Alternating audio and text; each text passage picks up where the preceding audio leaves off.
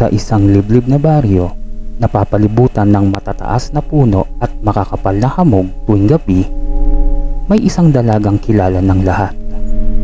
Si Alina. Maganda si Alina. Hindi lang basta maganda. Parang may kakaiba sa kanyang anyo. Maputi ang balat. Makinis na parang hindi naaapektuhan ng init o ulan. Mahaba ang kanyang buhok na itim. At ang kanyang mga mata, laging tilang may tinatagong kwento. Tahimik siya. Hindi siya sumasali sa mga usapan ng mga kabataan. Hindi rin siya madalas lumabas tuwing araw. Pero tuwing dapit hapon, eksaktong papalubog ang araw, doon lang siya makikitang naglalakad sa gilid ng gubat. Maraming nagkakagusto kay Alina.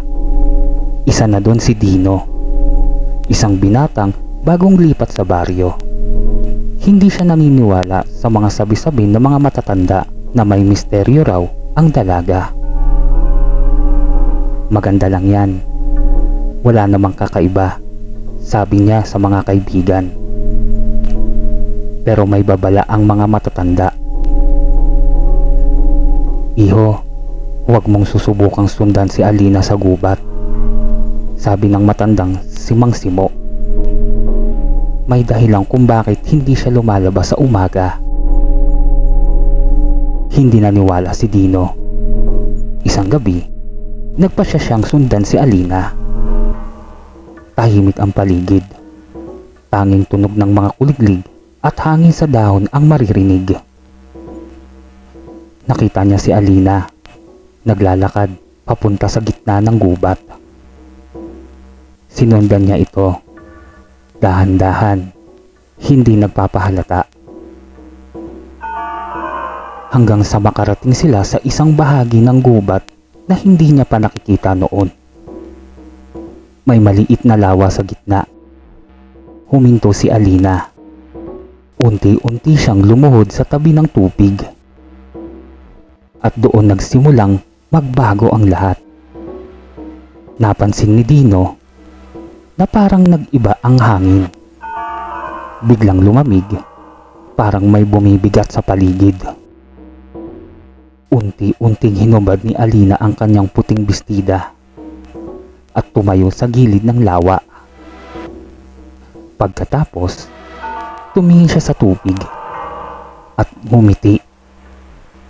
Pero hindi yun ang ngiting kilala ng baryo.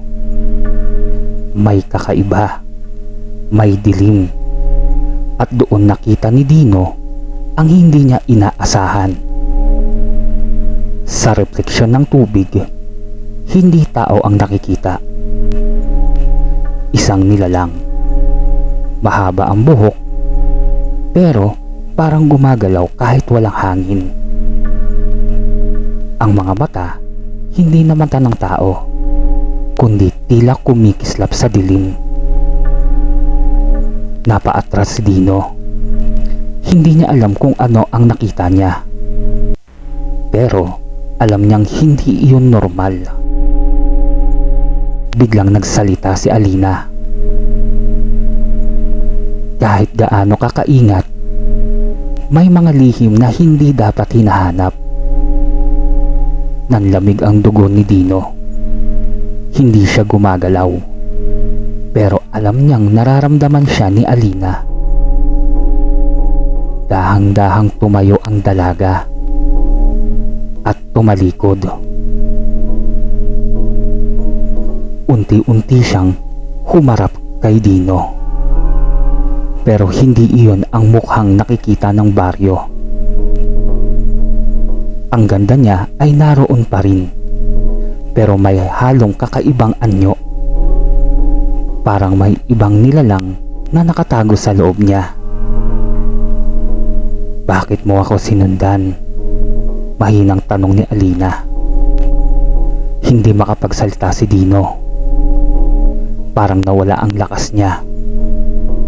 Ngumiti si Alina. Pero hindi yun nakakapanatag. Ngayon, alam mo na. Biglang umihip ang malakas na hangin. Nagliyab ang paligid ng kakaibang liwanag mula sa lawa. Napapikit si Dino.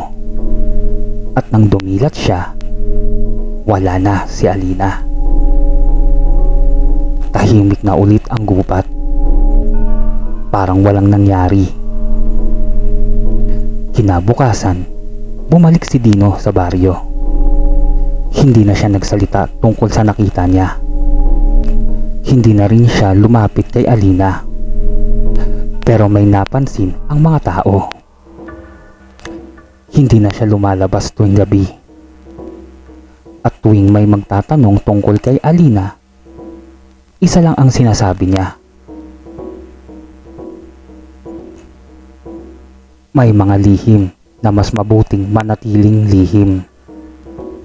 At si Alina, patuloy pa rin siyang nakikita tuwing dapit hapon.